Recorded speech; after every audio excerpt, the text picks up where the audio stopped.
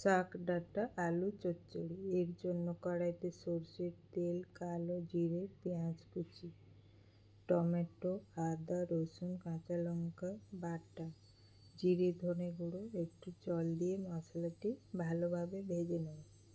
এরপর কেটে ধুয়ে রাখা আলু ডাঁটা, পরিমাণ মতো নুন হলুদ দিয়ে আলু ডাঁটাটা মশলার সাথে একটু কষিয়ে নেব।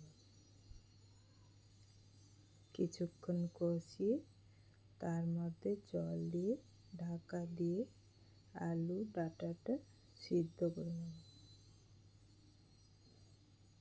ডাঁটা আলু সিদ্ধ হয়ে গেলে আলুটা একটু খুন্তি দিয়ে চেপে চেপে ঝোলের সাথে মিশিয়ে ঝোলটা একটু মাখো মাখো করে নামিয়ে নিই। নোটে শাক ডাঁটা আলু চচ্চড়ি রেডি।